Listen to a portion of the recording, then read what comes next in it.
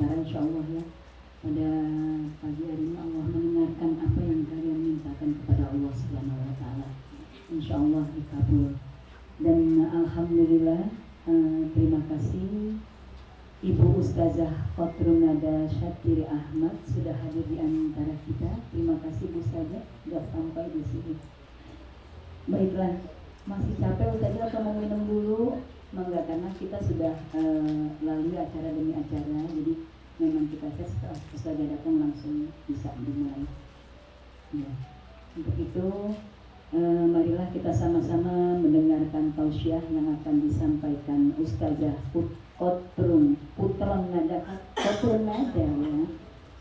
Khotrunada Syatiri Ahmad yang akan membawakan tema bersyukur sesuai syariat.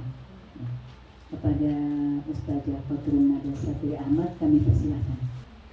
Bismillahirrahmanirrahim. Assalamualaikum warahmatullahi wabarakatuh.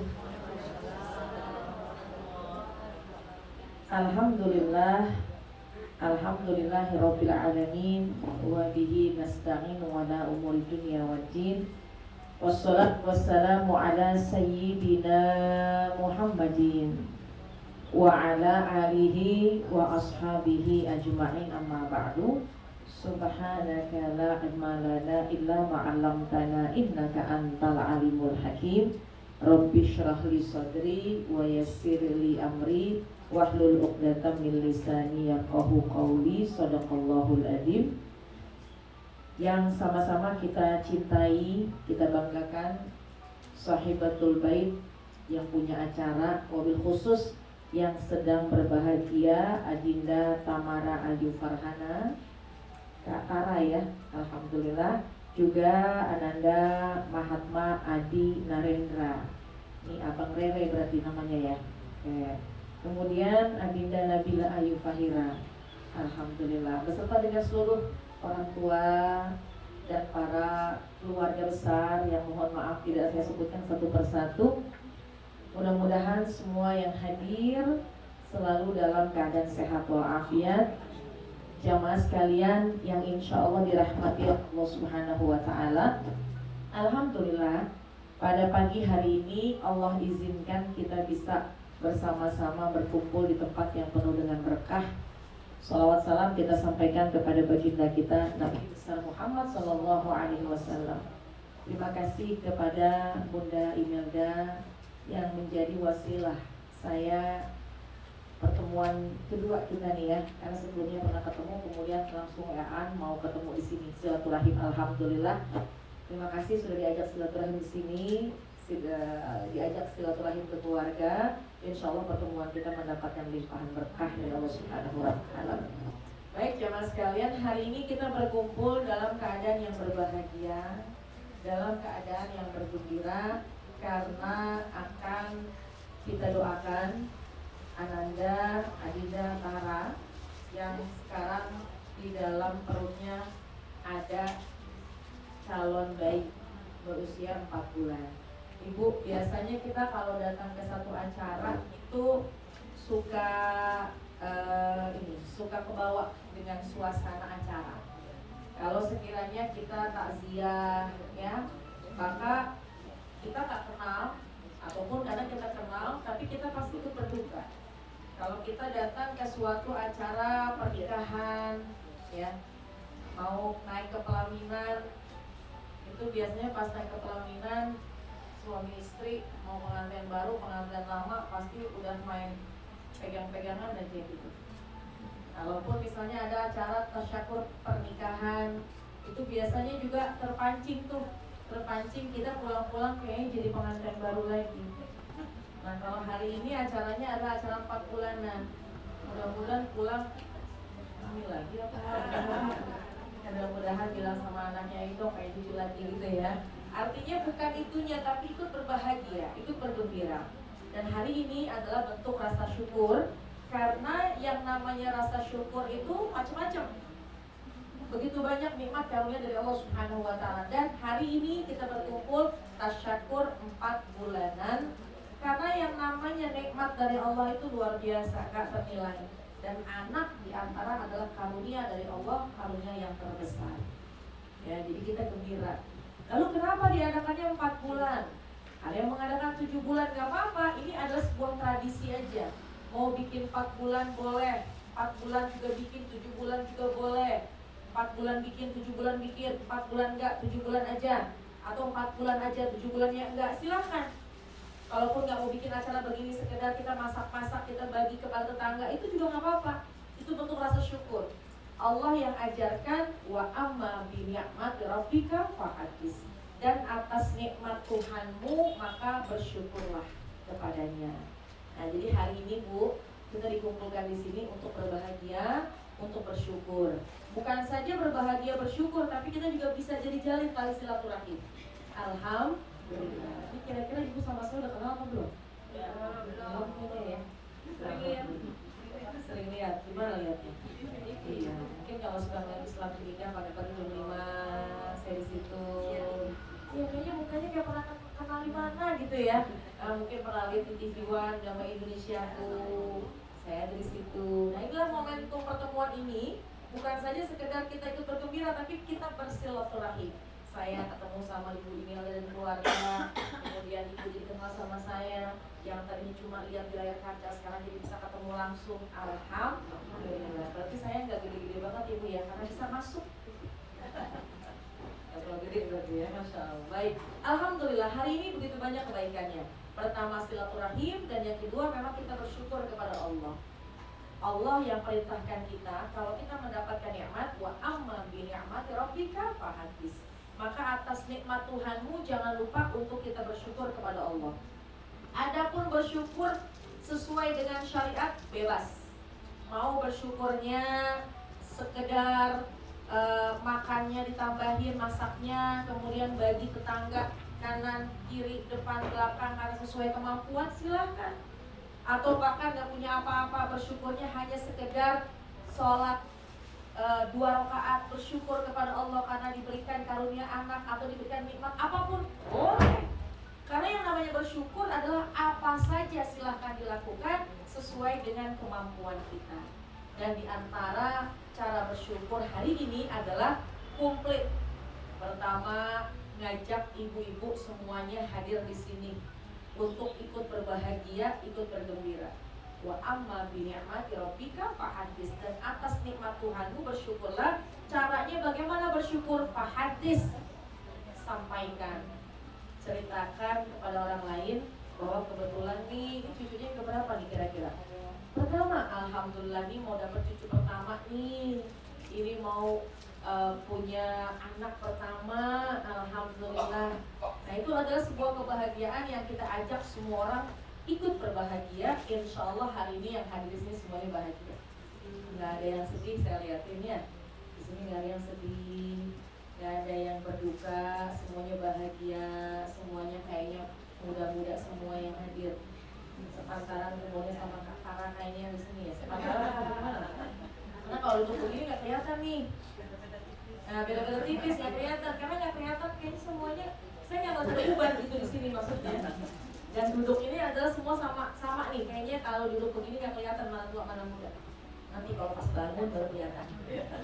Pas bangun, kalau yang masih muda gancang langsung berdiri. Tapi kalau yang memang udah mulai usia, ambil acang-acang tuh. Hal-hal, nggak apa-apa. Kita kumpul di sini satu rasa, yaitu itu berbahagia, bergembira, dan kita bertasyakur, bersyukur kepada Allah Subhanahu wa Ta'ala. Untuk mensyukuri nikmat sesuai dengan syariat silahkan saja, asalkan tidak keluar dari aturannya Allah.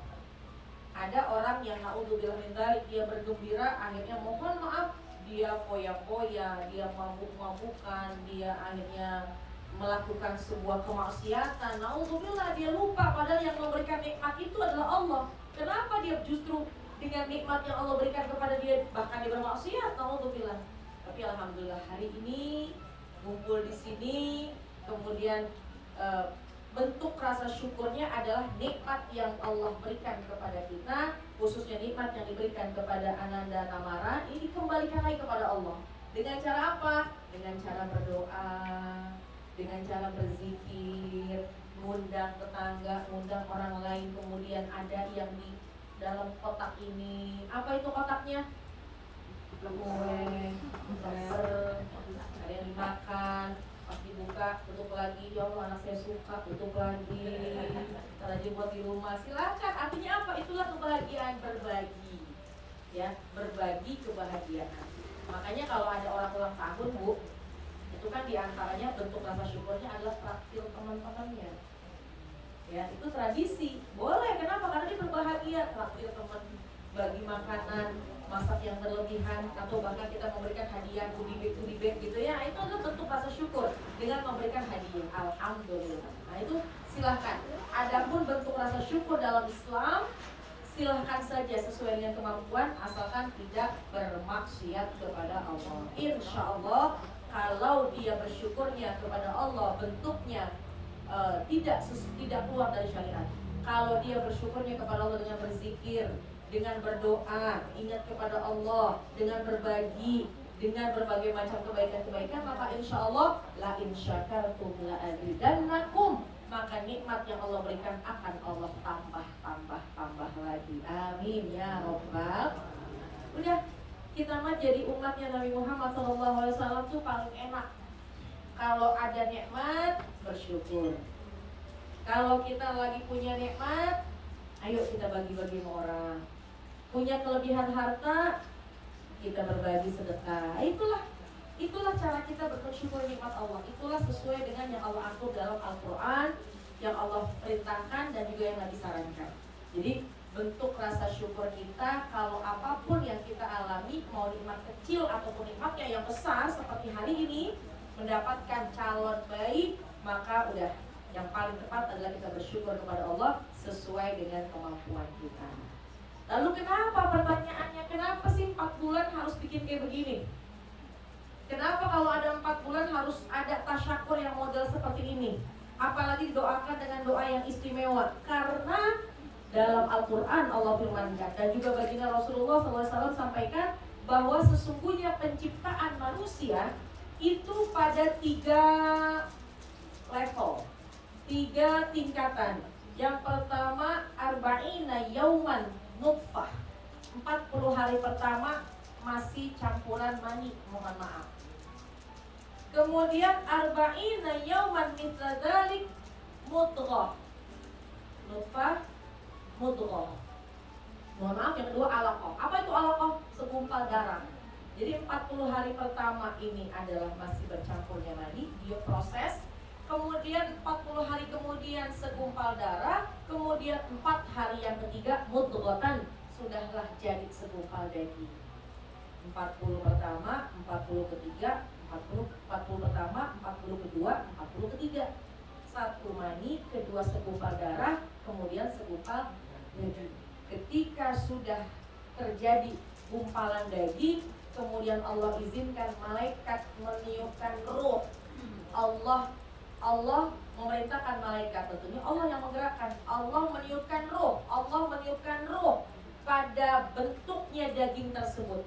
Dan Allah menentukan 4 perkara. Nih Bu, 40 kali 3 berapa? 120 hari berapa bulan? 4 bulan. Berarti tepat kalau sekiranya kita bertasyakur, kita bikin acara 4 bulanan. Kenapa? Karena ketika usia 4 bulan sudah berbentuk daging dan Allah tiupkan roh di daging tersebut, di janin tersebut. Dan Allah tetapkan, bukan hanya Allah tiupkan roh, tapi Allah tetapkan 4 ketetapan. Yang pertama, rizkinya. Itu anak dalam perut bagaimana? Sudah ditentukan oleh Allah ketika usia janin 4 bulan. Rizkinya. Yang kedua, ajalnya. Ajalnya sudah ditentukan oleh Allah. Ini anak di dalam perutnya Kak Tamara, kapan ajalnya tiba? Begitu juga kita. Kita sudah ditetapkan ajal kita ketika kita masih di perut kandungan ibu kita. Yang ketiga, bagaimana amalnya ini anak? Amalnya ini bagaimana? Yang keempat, hidupnya ini anak bagaimana? Susah atau bahagia? Itu semua ditentukan kapan? Ketika usia janin berusia 4 bulan. Karena 40 pertama, 40 kedua, dan 40 ketiga. Jadi tepat kalau sesungguhnya kita bikin acara tasyahud 4 bulanan 120 hari, karena di hari itulah, di masa itulah Allah menentukan 4 ketetapan. Karena kita ingin janin dalam perut kita ini semuanya baik posisinya, baik ketetapannya, maka perlulah kita berdoa kepada Allah. Doa ini semua yang hadir di sini, mudah-mudahan nanti calon bayinya yang terlahir sehat, kemudian yang pertama ditetapkan dengan ketetapan yang baik, kemudian rezekinya bagus, ajalnya juga panjang, kemudian yang ketiga juga kebaikannya juga banyak, amalannya banyak, dan insya Allah anak ini menjadi anak yang bahagia. Amin ya Rabbal. Itu dilakukan pada usia 4 bulan janin dalam kandungan. Jadi itu maksudnya. Kenapa nih kita bikin ada ikutin tradisi 4 bulanan? Karena memang di usia ini Allah sudah tentukan, Allah akan tiupkan ruh dan Allah akan tentukan 4 keadaan. Mudah-mudahan dengan doa yang kita panjatkan, cita-cita yang kita harapkan, maka insya Allah anak dalam kandungannya menjadi anak yang soleh atau solihah, mendapatkan ketetapan yang baik dunia sampai ke surga nanti. Amin ya Rabbal. Itu yang pertama, Bu. Perlunya doain, perlunya kita mendoakan. Dan doa yang paling utama adalah doa dari kedua orang tua. Tadi pas saya masuk ke sini, saya ngedengerin samar-samar lagi berdoa ya, lagi berdoa. Doa itu harus pakai bahasa Arab, pakai bahasa Indonesia yang kita paham itu pun juga bagus. Bahkan lebih afdol kita menggunakan doa pakai bahasa Indonesia karena kita paham. Atau ibu di sini yang lagi belajar bahasa Inggris, mau doanya pakai bahasa Inggris, boleh. Atau lagi belajar bahasa Mandarin, akhirnya jadi doanya pakai bahasa Mandarin, silakan. Yang namanya hakikat berdoa adalah kita mengucapkan, meminta kepada Allah yang kita paham supaya masuk ke dalam hati. Tuh ya, doa. Jadi oleh karena itu, mulai hari ini doanya orang tua, baik ibu maupun bapak, calon ibu ataupun calon bapak, ini Adinda Tamara dan Abang Mahatma, ini banyakin berdoa kepada Allah mulai hari ini. Karena disinilah Allah sudah menetapkan, sudah ada kehidupan di dalam janin, maka sangat penting doa dari kedua, doa dari calon kedua orang tua. Itu yang pertama. Yang kedua, apa sih yang harus dilakukan setelah usia 4 bulan ini? Yang kedua, orang tua harus jaga sikap. Orang tua, calon orang tua maksudnya harus jaga bicara. Karena yang namanya sudah ada kehidupan di dalam perut, maka otomatis dia pun sama kepada kita. Dia mendengar apa yang kita ucap, dia merasa apa yang kita rasa.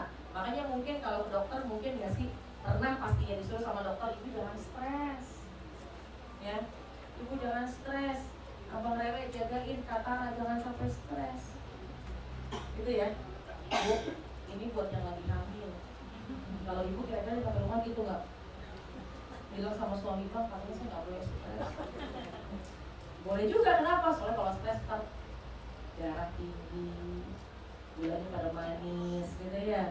Alhamdulillah, nggak boleh kita stres dalam hidup. Tapi artinya apa? Pasti dokter menyarankan kalau ada seseorang yang sedang hamil, ibu hindari stres ya, ibu jangan stres ya. Kenapa? Karena itu akan berpengaruh kepada janin yang dalam perut kita. Karena memang sudah ada jantungnya, sudah ada kehidupannya, sehingga dia bisa merasakan apa yang kita rasakan. Hindari sedih, hindari stres, maka insya Allah itulah kehidupan kita akan bersama dengan anak-anak yang ada dalam kandungan. Bu, yang kedua tadi apa, Bu? Pokoknya jaga sikap, jaga ucapan. Bahkan ucapan ini ucapkanlah ucapan yang baik-baik. Saya punya cerita satu. Ketika itu pernah ada seorang ibu punya anak. Ketika anaknya dalam kandungan, ibunya selalu membaca Al-Quran, ya, selalu membaca Al-Quran, mencoba mengisi hari-harinya dengan Al-Quran. Maka ketika anaknya terlahir, dididik dan diajarkan Al-Quran, maka besar kemungkinannya anak itu sangat mudah dalam menghafal Al-Quran. Karena otaknya sudah terdengar, ingatannya sudah ada ketika dia masih dalam kandungan. Ada lagi cerita yang kedua. Satu ketika ada seorang anak yang memang belum bisa jalan, tapi dia lebih cepat bicara. Kan ada yang bicara dulu, ada yang jalan dulu gitu ya. Ini jalannya belum, tapi langsung bicara, artinya lebih cepat bicaranya. Dan ucapannya adalah ucapan yang indah. Apa ucapan pertamanya? Ucapan pertamanya adalah Allah.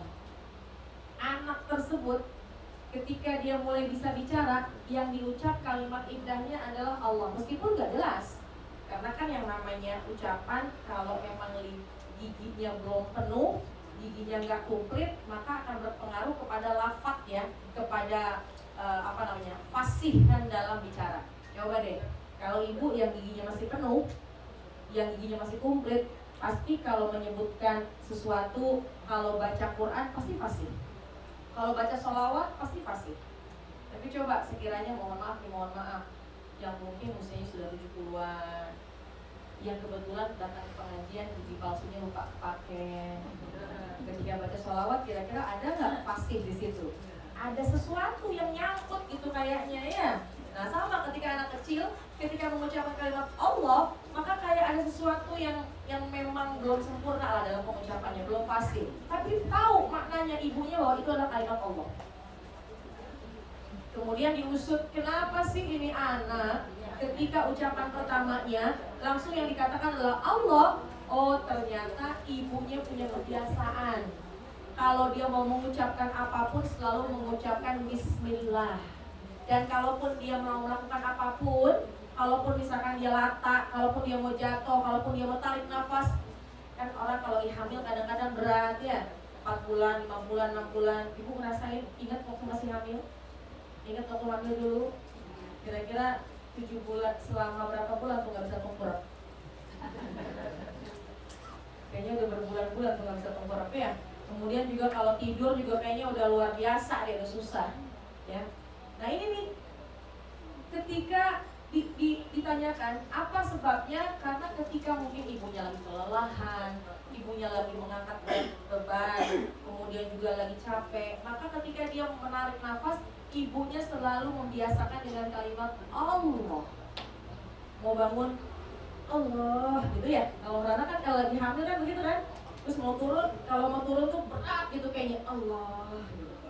Ternyata itu kebiasaan dari seorang ibu. Dia selalu mengumandangkan, dia selalu mengucapkan kalimat Allah, sehingga kalimat Allah itu terekam pada janin. Dan ketika bicara, anak ucapan pertamanya adalah kalimat Allah. Itu terjadi.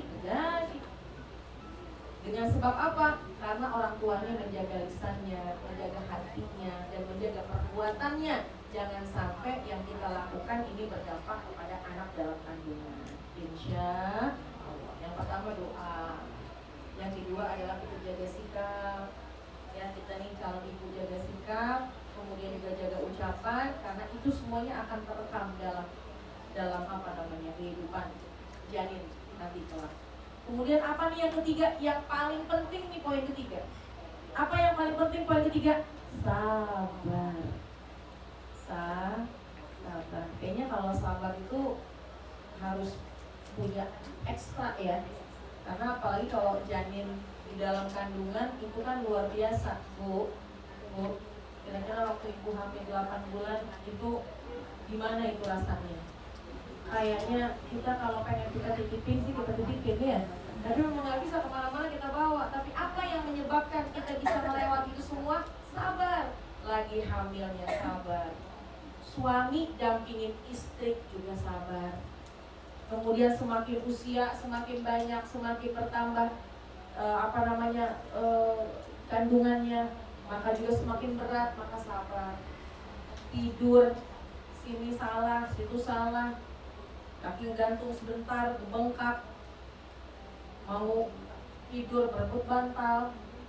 Coba biasanya kan kalau ibu hamil bantalnya itu harus cukup 2, di kepala 2, di kanan 1, di kiri 1. Suaminya tidur nggak pakai bantal. Sabar. Gitu ya, karena nggak enak gitu hawanya. Ini dah kunci yang paling istimewa adalah kesabaran. Nih kunci kesabaran. Artinya apa? Innallaha ma'as-sabirin, Allah bersama dengan orang yang sabar. Bahkan sabar ini jangan ada batasannya. Allah firmankan dalam Al-Quran, ya ayyuhalladzina amanu, wahai orang-orang yang beriman, ya ayyuhalladzina amanu isbiru, jadilah kalian orang yang sabar. Udah sabar, wasobiru, tambahin lagi sabarnya. Warobitu, udah sabar, udah tambah kok sabarnya, udah. Jangan pilih jalur lain selain kesabaran. Kenapa begitu? Innallaha yuhibbus sabirin, Allah cinta dengan orang yang sabar. Nah, jadi kita nih dalam kelemahan kita, dalam kesulitan kita, namanya orang lagi hamil, pasti kita sangat berhajat dengan Allah. Kita pasti sangat butuh Allah. Maksudnya apa sangat butuh Allah? Lagi lemes, kuatkanlah daya, kasih daya dalam badan kita, betul apa enggak? Kemudian kita berharap, kita nggak tahu nih janin kita bagaimana, tapi kita berharap janin kita kelak nanti sehat, sempurna, kemudian juga jadi anak yang soleh dan solehah, bisa menyejukkan mata orang tua. Nah, itu kita minta semua kepada Allah. Oleh karena itu poin yang ketiga adalah kalau kita punya sabar dalam kehidupan, baik ibu, calon ayah, calon kakek, calon nenek, dan kita semuanya insya Allah udah sabar, ditambah lagi sabarnya, udah jangan kemana-mana, tetaplah pada jalur sabar, maka insya Allah Allah akan memberikan yang terbaik buat kehidupan kita. Amin ya robbal.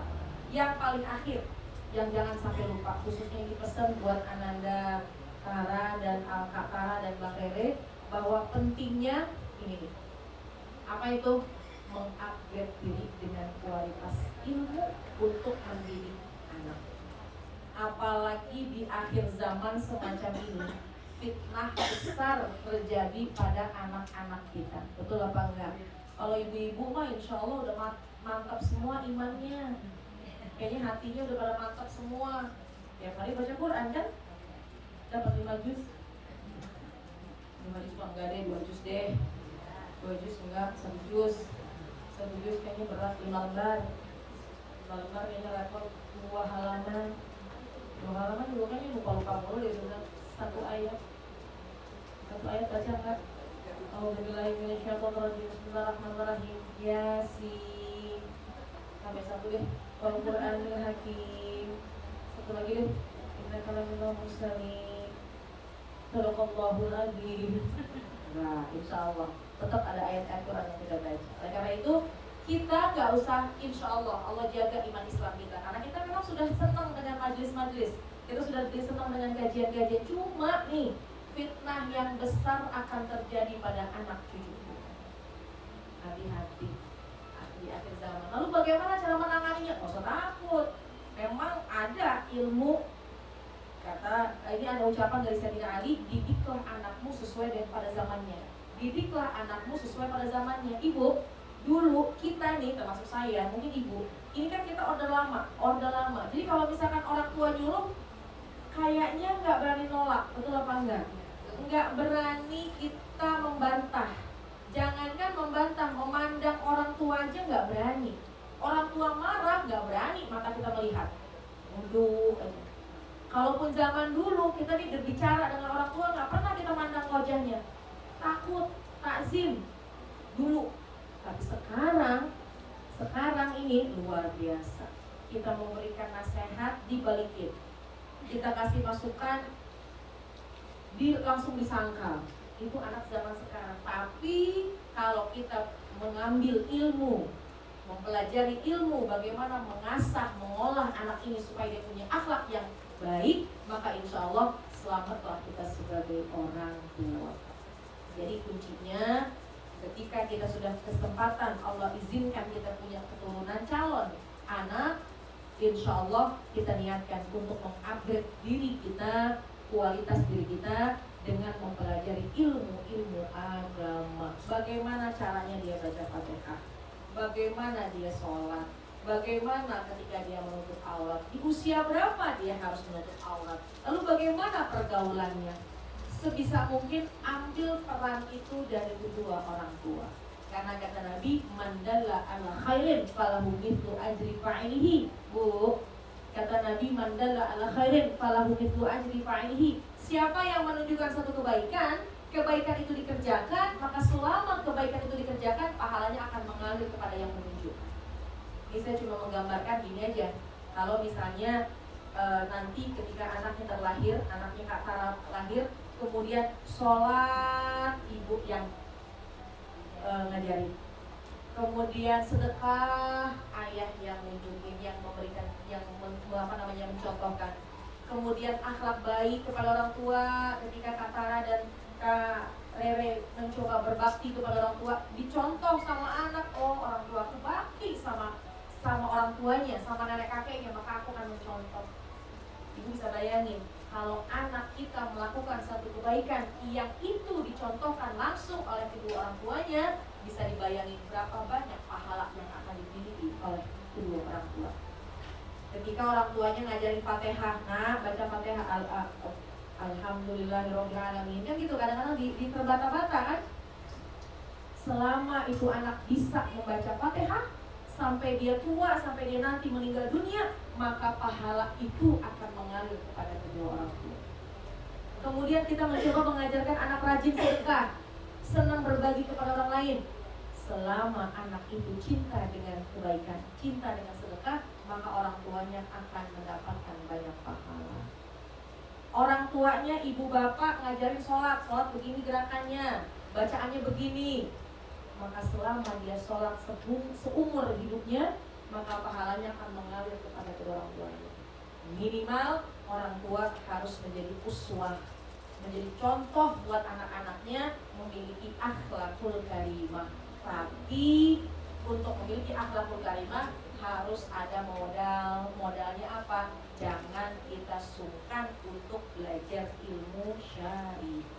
Insya Allah banyak kok caranya, mau dari YouTube, mau baca buku, mau hadir ke kajian, ya, kemudian atau mau nonton TV Islam itu Indah, Trans TV setiap hari jam 5 boleh, atau mau nonton Damai Indonesiaku setiap hari di TV One jam 12:30 boleh, atau mendengarkan kajian-kajian secara online gak masalah, atau bahkan ikut kajian parenting, itu penting. Itulah nanti yang menjadi modal kita sebagai orang tua yang insya Allah bisa menjadikan diri kita orang tua yang sukses. Amin ya Rabbal. Jadi alhamdulillah tidak panjang-panjang, intinya sedikit yang bisa diambil, mudah-mudahan bermanfaat. Kita bersyukur kepada Allah, pertemuan ini adalah pertemuan yang begitu banyak mendatangkan kemanfaatan. Insya Allah penuh dengan kebaikan di tempat ini, karena bukan hanya sekedar bertasyakur, tapi juga kita bersilaturahim. Man ahabba ayyumad dalam fi umri wa yuzada bi rizqi falyabirra walidayhi wal yasil rahimah. Orang yang pengen panjang umurnya, berkah rezekinya, maka sambunglah tali silaturahim. Insya Allah silaturahim kita membawa keberkahan hidup kita dunia dan akhirat. Amin ya rabbal alamin. Dan tentunya ini penambahan kekuatan buat kita. Kenapa sih kalau ada tradisi 4 bulanan atau 7 bulanan? Tapi memang yang tepatnya adalah 4 bulanan, karena di usia 4 bulan ini memang sudah menjadi segumpal daging dan ditiupkan ruh dan diberikan 4 ketetapan. Dengan kita mendoakan, khususnya orang tua tadi yang mendoakan, mudah-mudahan diberikan ketetapan anak kita kelak nanti ketetapan yang baik-baik. Dan yuk kita sebagai calon orang tua persiapkan diri kita, jangan nanti pas lahirin, tapi siapkan dari sekarang. Pertama, memperbanyak berdoa, memperbanyak mendekatkan diri kepada Allah, berdoa. Apa doanya? Rabbana hablana min azwajina wa dzurriyyatina qurrata a'yun waj'alna lil muttaqina imama. Atau pakai bahasa Indonesia silakan. Ya Allah, setiap mau tidur pegang perutnya, boleh ayahnya, boleh ibunya, pegang perutnya. Ya Allah, mudah-mudahan anakku kelak nanti anak yang soleh-solehah, terlahir sehat sempurna. Boleh, itu sebuah doa.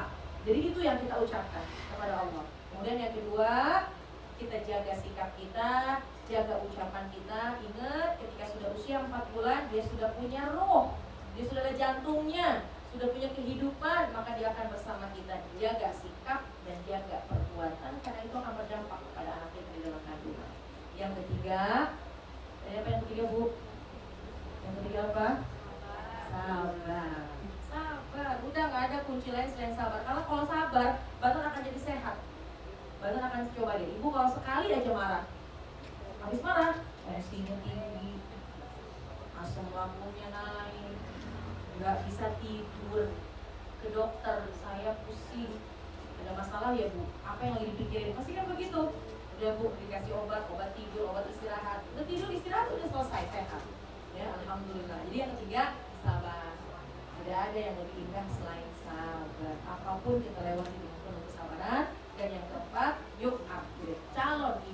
calon ayah upgrade diri kita dengan ilmu-ilmu agama, ilmu cara mendidik, ilmu syariat, agar kelak nanti kita niatkan ada amalan-amalan ringan dalam keseharian yang bisa dicontoh oleh kedua orang tuanya. Maka insya Allah kelak nanti anak kita menjadi anak yang qurratu a'yun, anak yang soleh dan solehah. Amin ya rabbal alamin. Itu aja ya, 4 poin ya kak ya, 4 poin mudah-mudahan bisa dibawa pulang. Ini juga buat kita semuanya.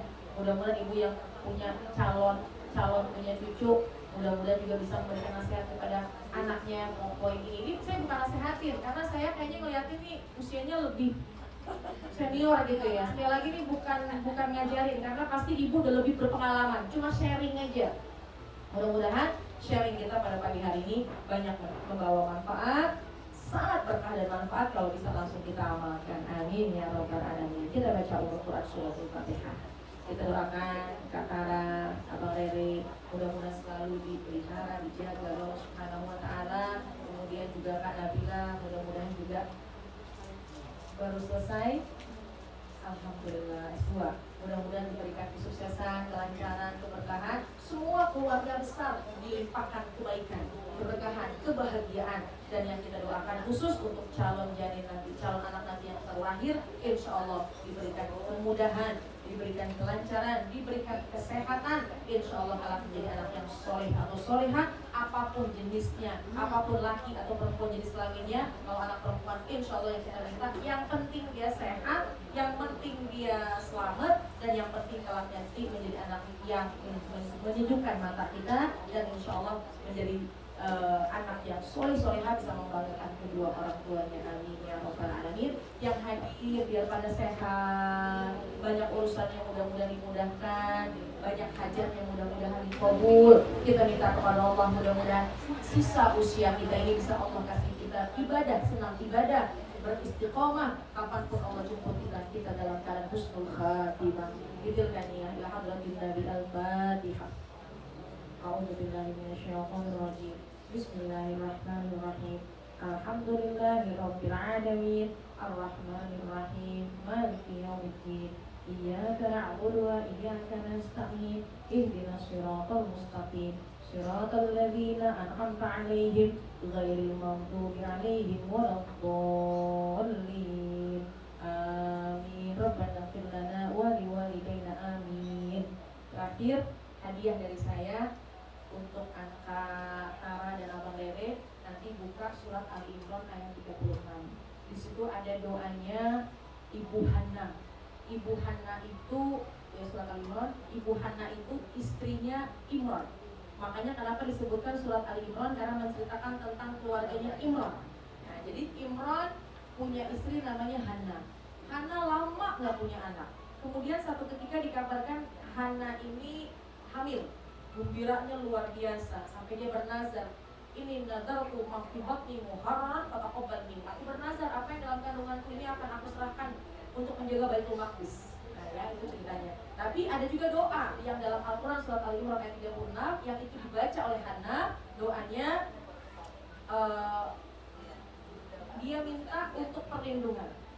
Apa doanya? Allahumma inni u'iduha bika wa dzurriyyataha minasyaitonir rajim. Doanya ada dalam Al-Quran surat Ali Imran ayat 36. Mudah-mudahan saya hilaf 35 atau 36 gitu ya. Tapi saya lebih condong kepada ayat 36. Ya, 36. Ini u'iduha bika wa dzurriyyataha minasyaitonir rajim. Sambil diusap di perut. Boleh ayahnya, boleh ibunya, boleh terjemahnya dibaca. Ini u'iduha, ya Allah aku berlindung kepadamu, aku minta pertolonganmu. U'iduha bika, aku jaga, minta kepadamu, jaga nih anak dalam kandungan. Allahumma ini u'iduha bika wa dzurriyyataha, dan juga nanti anak keturunannya minasyaitonir rajim, jangan sampai digoda oleh setan yang terkutuk. Dan terbukti doanya diijabah. Hana berdoa semacam itu. Hana melahirkan anak perempuan namanya Maryam kemudian diletakkan di Baitul Maqdis untuk bisa ya, karena nazar ini sama itu Maryam ini sama ini uidu hakika wa dzurriyyataha minasyaitonir rajim, itu sambungan ayatnya. Kemudian ketika terlahir kemudian Sayyidah Maryam punya anak namanya siapa? Nabi Isa alaihissalam. Maka itulah doa yang dijawab. Bukan saja kita berdoa buat anak kita aja, tapi insya Allah anak keturunannya semua mudah-mudahan diberikan penjagaan terbaik dari Allah Subhanahu Wa Taala. Amin ya Rabbal Alamin. Sedikit yang saya sampaikan mudah-mudahan ada manfaatnya. Mohon maaf jika ada kekurangannya. 4 yang bisa kita bawa pulang. 4 bekal untuk calon ayah dan ibu. Tambah 1 lagi adalah hadiah. Artinya ini memang pernah dikatakan, dianjurkan oleh para ulama bahwasanya kalau memang kita hamil, baca doa itu mudah-mudahan anak kita selamat dan sehat. Amin ya robbal. Kalau zaman dulu kan bukan hanya pakai doa ibu ya, pakai gunting, pakai apa lagi tuh namanya? Pakai apa lagi? Apa namanya? Ada kaca, macam-macam tuh ya. Udah nggak usah pakai begitu, baca aja itu. Insya Allah Allah akan berikan kebaikan buat kita semua. Amin ya robbal. Terima kasih. 35 ya? Oh, 3536 ya, ayat 3536. 2 ayat itu memang menceritakan tentang Hana yang bergembira ketika punya anak, dan dia mencantumkan doa yang doa itu dijawab oleh Allah Subhanahu Wa Taala sebagai penjagaan terbaik buat janinnya dan keluarga besarnya. Mudah-mudahan bisa kita amalkan. Dan yang paling gampang baca Fatihah aja, baca Fatihah buat anak biar sehat, atau pakai doa pakai bahasa Indonesia silahkan. Yang terpenting adalah itu semuanya kita kembalikan kepada Allah, bentuk rasa syukur kita. Insya Allah Allah akan mudahkan urusan-urusan kita. Amin ya Rabbal Alamin. Terima kasih. Mohon maaf, mohon ridho. Tadi sudah baca Fatihah ya. Insya Allah kita ketemu lain kesempatan. Sedikit yang sampaikan, mudah-mudahan ada manfaatnya. Mohon maaf jika ada kekhilafan dan kekurangannya. Sekali lagi selamat ya Kak. Mudah-mudahan sehat, selamat, lancar sampai persalinannya. Dan juga biasanya yang paling gak sabar calon nenek sama calon kakek. Nah, udah banyak doanya insya Allah. Terima kasih, mohon maaf, mohon ridho. Hadanallahu wa iyyakum ajma'in. Wassalamualaikum warahmatullahi wabarakatuh.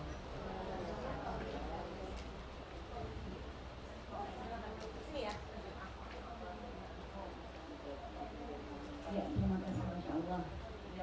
Ini merefresh kita kembali waktu zaman kita hamil ya Bu ya. Kita belum ada dapat info seperti ini ya. Insya Allah kita untuk anak kita ke depan kita bisa terapkan kepada anak-anak kita. Baiklah, punten Ustazah ada. Ini mungkin ada beberapa pertanyaan yang akan disampaikan oleh ibu-ibu, tapi persilahkan kita kasih 1 atau 2 pertanyaan. Ada ibu-ibu yang bertanya? Mungkin dari Rerin sama Tara. Ayo tanya, silakan, untuk ada ibu Ustazah, jadi nanti bisa tahu. Silakan ibu kalau yang mau bertanya. Ibu ada?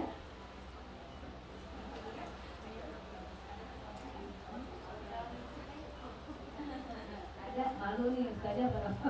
Iya, malu ya kan? Gue aja ya kalau gitu loh. Assalamualaikum warahmatullahi wabarakatuh. Ada yang bertanya, saya bertanya aja.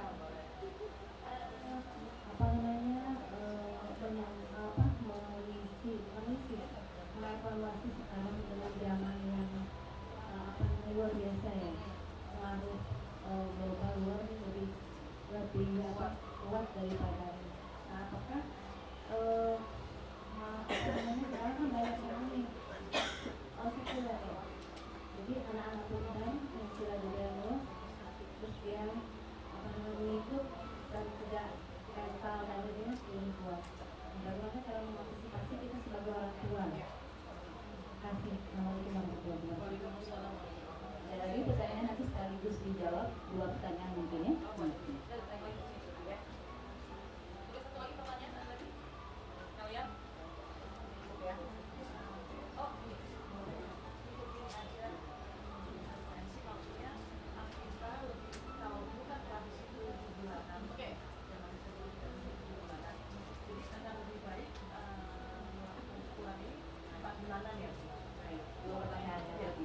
Pertama, sekarang gimana nih, ajaran tuh macam-macam sekarang, betul apa enggak?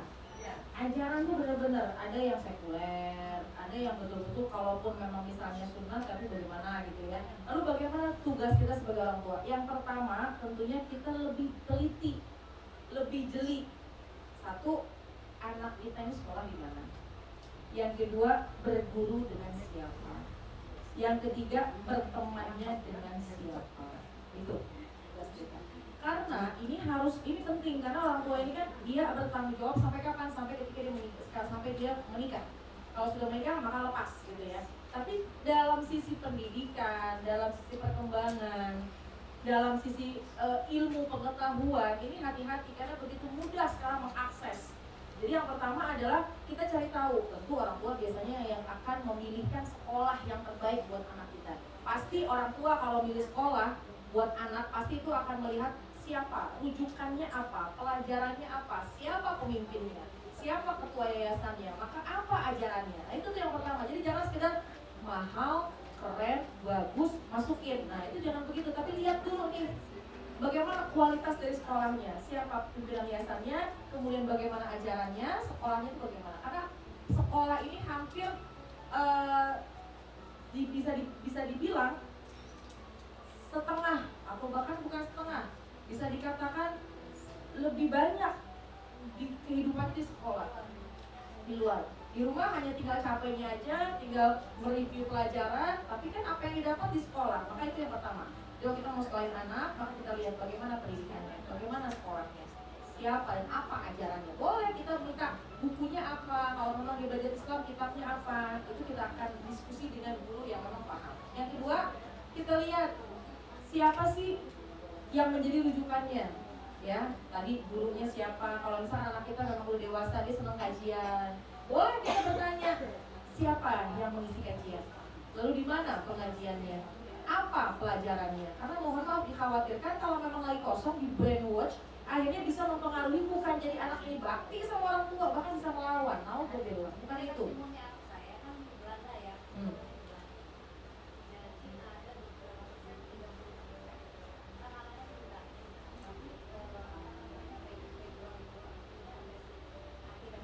Ya.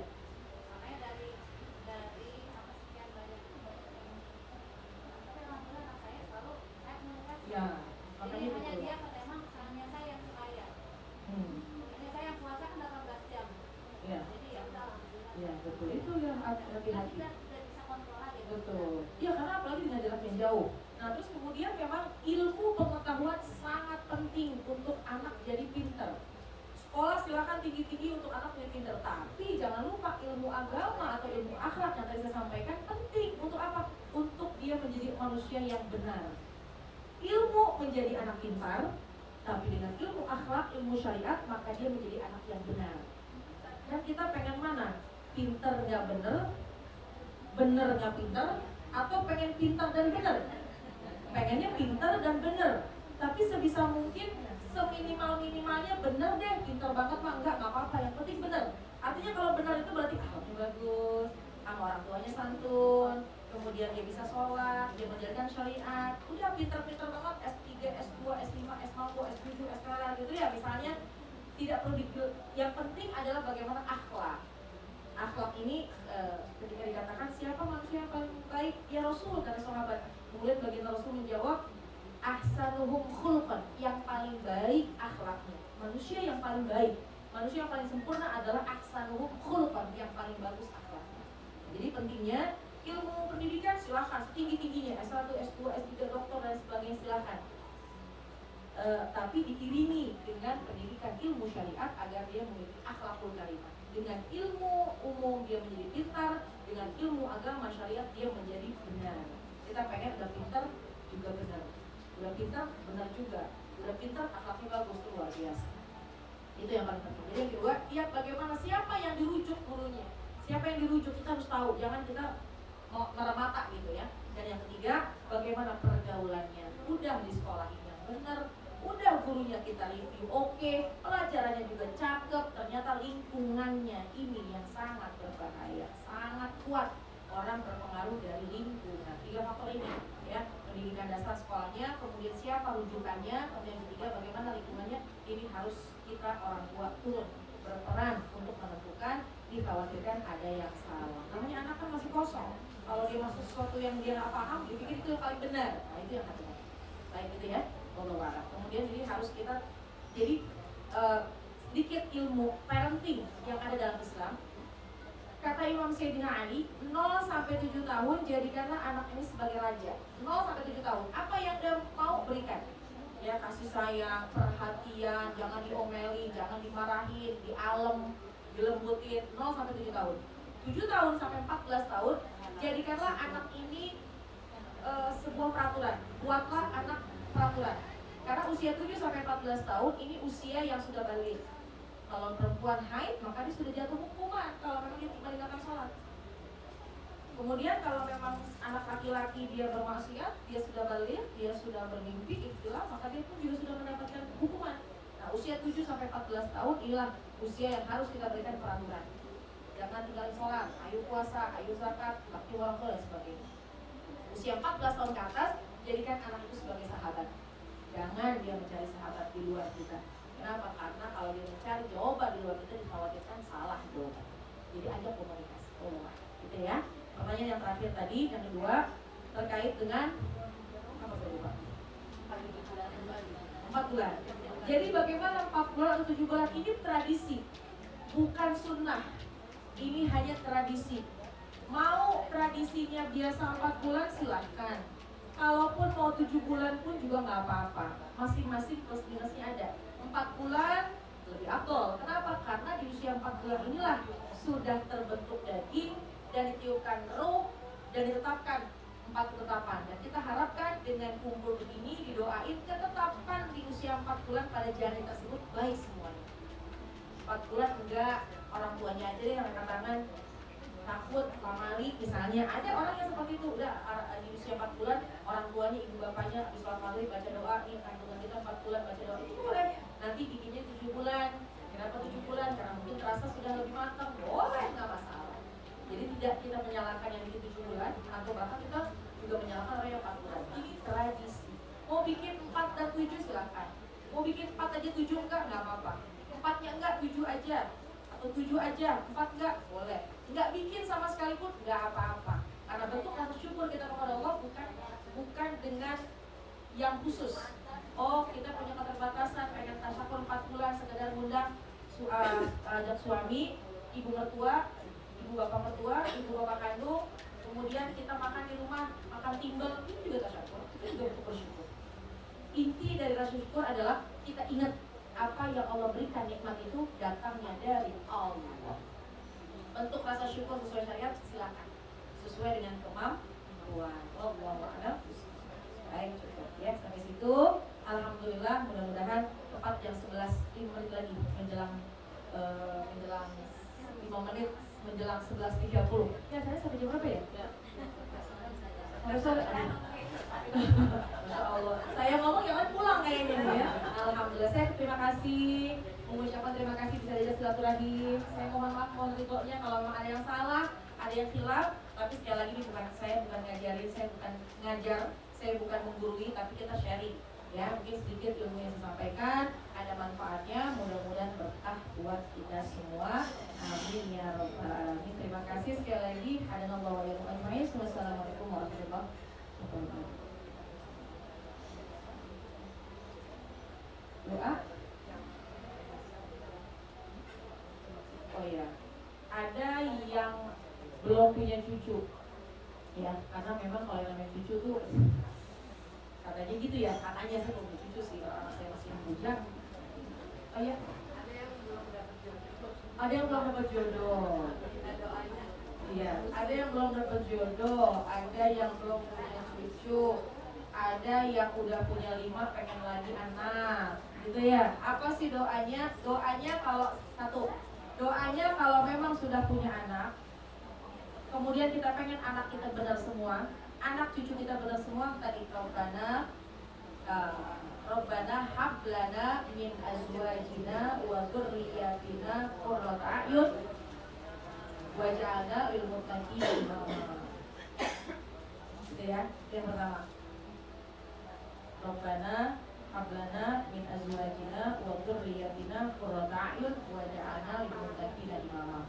Kemudian gimana nih kalau yang masih sendirian, masih jomblowati sejati, atau memang sudah menikah, atau memang sudah punya jodoh, tapi kayaknya kok ya belum datang lagi gitu ya. Apa doanya? Doanya ini dalam bahasa Arab, Robbi la tazarni, Robbi la taj'alni fardan. Pendek. Ya Allah, jangan kau jadikan aku ini sendirian.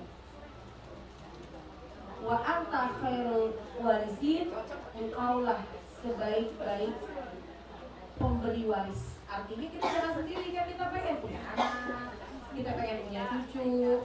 Engkau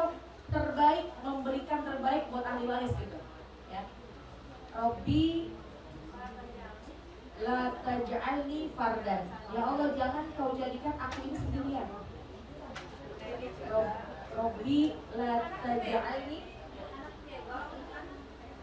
Boleh, untuk anak apa nih? Oh iya, anak kok masih jomblo gitu. Anak belum ya, nanti itu dulu deh. Ini doa yang kedua. Robbi la taj'alni fardan. Ya Allah, jangan kau jadikan aku sendirian. Ya, jangan kau jadikan aku sendirian lagi yang mau jodoh. Atau misalkan belum punya keturunan. Ya Allah, jangan kau jadikan aku sendirian. Wa anta khairul warisin. Engkaulah sebaik-baik pemberi waris. Artinya engkaulah terbaik pemberi keturunan gitu. Pemberi. Kan kita kalau mau ada ahli waris pastinya harus berjodoh supaya dia punya anak. Nah, engkaulah yang terbaik dalam pemberi waris. Gitu ya. Wa anta khairul warithin. Nah, pakai bahasa Indonesia juga boleh. Ya Allah, jangan kau jadikan aku sendiri. Engkaulah yang memberi jodoh, engkaulah yang memberikan keturunan. Nah, kemudian ada lagi yang paling gampang buat semuanya kalangan. Mau yang punya banyak urusan, mau yang belum punya anak, belum bahkan mungkin rezekinya belum masih seret misalnya gitu ya. Maka apa yang dipanjatkan? Ini dianjurkan oleh Nabi, memperbanyak membaca istighfar. Fakultu astaghfiru innahu kana ghaffara wa yumditkum bi amwalin wa banin. Dalam Al-Qur'an. Fakultu astaghfiru rabbakum, beristighfarlah kalian kepada Allah. Baca istighfar kalian kepada Allah. Fakultu astaghfiru, beristighfarlah kalian kepada Allah. Innahu kana ghaffara, karena sesungguhnya Allah yang Maha Pengampun. Dengan istighfar wa yumditkum, Allah akan menambahkan kepada kalian. Wa yumditkum bi amwalin. Apa amwal? Mal, harta. Wa yumditkum bi amwalin wa banin. Apa banin? Anak keturunan. Ini dalam Al-Quran. Fakultu astaghfiru innahu kana ghaffara. Bentar saya buka isi dulu. Boleh. Istighfar aja. Bacanya istighfar aja. Bacanya hanya istighfar aja. Astagfirullahaladzim, astagfirullahaladzim, astagfirullahaladzim. Itu aja dibaca. Cuma untuk rujukannya ini dalam bahasa intip. Jadi yang dibaca setiap hari itu istighfar aja. Yang Allah perintahkan adalah fakultu astaghfiru, maka perbanyaklah membaca istighfar. Ya. Ini di antara keajaiban surat Nuh ayat 10 dan ayat 12. Ya, saya agak lupa. Ya. Fakultu astaghfiru rabbakum innahu kana ghaffara wa yumditkum bi amwalin wa banin.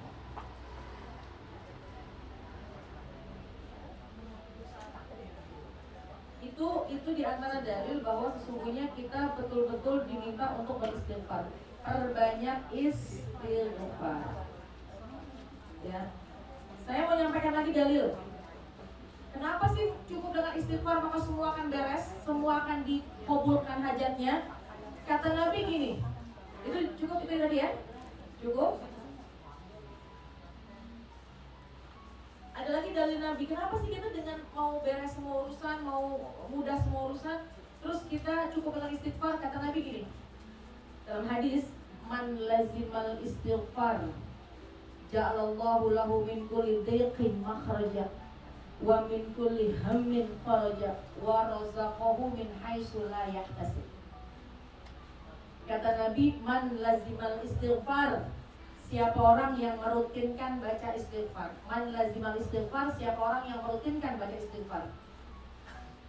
Istighfar tiap hari, perbanyak istighfar. Ja'alallahu lahu min kulli dhiqin makhraja, yang sempit jadi luas.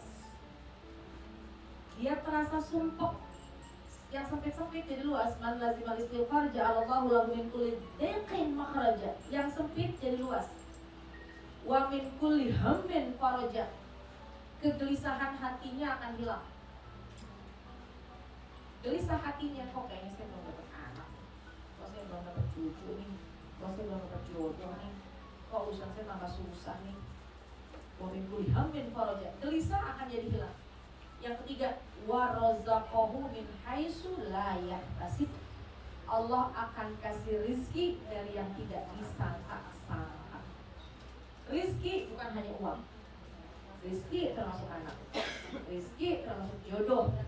Rizki termasuk cucu. Rizki termasuk sehat. Rizki termasuk punya teman soleh-soleha, apapun itu. Nah ini nih, jadi tadi sudah disampaikan doa-doanya, tapi paling minim, sekurang-kurangnya tiap hari kita memperbanyak baca istighfar. Gampang kan istighfar ya, udah hafal. Ternyata istighfar itu adalah bisa membereskan semua urusan-urusan kita. Ternyata dengan istighfar bisa meluruskan semua hajat-hajat kita dan bisa mengabulkan berbagai macam keinginan-keinginan kita. Insya Allah. Udah gitu aja. Perbanyak istighfar, perbanyak doa, karena doa itu silahul mu'min. Senjata kita, senjata orang mukmin adalah dengan berdoa. Mudah-mudahan Allah berikan kelancaran, kemudahan, kabulkan hajat-hajat kita. Insya Allah semua kita diberikan kebahagiaan dunia dan akhirat. Amin ya rabbal alamin. Allahu a'lam. Cukup ya? Ya. Satu ini bagus itu. Kalau banyak langsung banyak ya, dipancing harusnya ya. Ya. Selain istighfar, Ya. juga yang bagus kan salawat nabi. Ya. Gimana kan? Boleh sholawat, tapi boleh. Karena sholawat itu bisa memberikan ketenangan hati. Jadi gini, azkar ini saya sampaikan tadi dengan istighfar, karena dengan istighfar tadi dalilnya ada. Tapi bagaimana dengan sholawat? Sholawat juga besar keutamaannya. Sholawat juga besar keutamaannya. Bahkan kata Nabi, man shalla alayya sholatan wahidatan sallallahu alaihi biha asyran. Siapa orang yang bersolawat kepadaku 1 kali, maka Allah akan bersolawat kepadanya 10 kali. Maksudnya Allah bersolawat kepadanya bukan Allah mau mengirimkan solawat buat kita, bukan. Man shalla alayya sholatan wahidatan, siapa orang yang bersolawat kepadaku 1 kali, nih, sallallahu alaihi biha asyran, Allah akan bersolawat kepadanya 10 kali. Maksudnya bukan berarti Allah bersolawat kepada kita yang baca solawat sama Nabi 1 kali, bukan. Maksudnya bentuk solawat Allah kepada kita, Allah memberikan rahmat, Allah memberikan kasih sayang, dan Allah akan mengabulkan apa hajat-hajat kita. Solawat juga baca pertama. Jadi zikiran kita nih, udah pertama istighfar, kedua solawat, kemudian yang ketiga kita silakan membaca apa zikiran-zikiran kita, diantaranya membaca Al-Quran. Ya, Al-Ikhlas boleh. Itu kan semuanya zikiran silakan. Sudah menjadi mulazamah, melazimkan Al-Ikhlas, karena itu adalah surat apa ya? Surat dalam dalil orang yang membaca Al-Ikhlas 3 kali maka diumpamakan dia sudah mengkhatamkan Al-Quran. Boleh, silakan zikir apa aja. Allahu a'lam. Ya.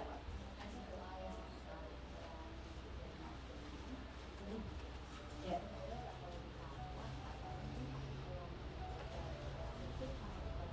Boleh. Baca surat Yusuf dengan surat Maryam boleh. Karena kalau surat Yusuf dengan harapan bukan saja ganteng fisiknya, tapi ganteng akhlaknya. Karena Nabi Yusuf alaihissalam bisa menjaga kehormatannya. Pun bagaimana dengan Maryam? Kenapa mesti baca Maryam? Mudah-mudahan kalau nanti ketika terlahir perempuan dia bisa menjaga kehormatannya. Karena Maryam adalah wanita yang bisa menjaga kehormatan. 4 perempuan penghuni surga. Pertama Sayyidatul Maryam, Sayyidah Khadijah, Sayyidah Fatimah, dan Sayyidah Asiyah binti Muzahim. Kata Nabi ada 4 perempuan yang sudah dijamin surga, yang sudah menjadi penduduk surga. Yang pertama Sayyidah Fatimah, yang pertama Sayyidah Maryam, Maryam bintu Imran, Maryam anaknya Imran. Yang kedua Sayyidah Khadijah bintu Khuwailid, istri baginda Rasulullah SAW, Sayyidah Khadijah. Yang ketiga Sayyidah Fatimah Zahra, putri baginda Rasulullah SAW. Yang keempat Sayyidah Asiyah bintu Muzahim. Sayyidah Asiyah ini adalah istri dari Fir'aun. Kenapa baca Maryam? Karena dengan harapan bertabarruk namanya. Kita mengharapkan keberkahan dari surat yang kita baca, yaitu surat Maryam. Mudah-mudahan Sayyidah Maryam ini bisa memberikan kebaikan buat janin, sehingga nanti ketika terlahir ini anak bisa menjaga kehormatan seperti Sayyidah Maryam. Kalau Sayyidah Yusuf, Nabi Yusuf alaihissalam, dia bukan hanya ganteng fisiknya, tapi dia juga bisa pandai dalam menjaga keimanan. Allah. Ya, boleh kita baca, karena itu dari Al-Quran. Cukup ya. Mudah-mudahan ada manfaatnya. tadinya mau tausiah ternyata jadi kajian, tapi nggak apa-apa, mudah-mudahan dimaklum karena ini sifatnya sharing. Insya Allah berkah buat kita semua. Terima kasih. Hadanallahu wa iyyakum ajmain. Wassalamualaikum warahmatullahi wabarakatuh.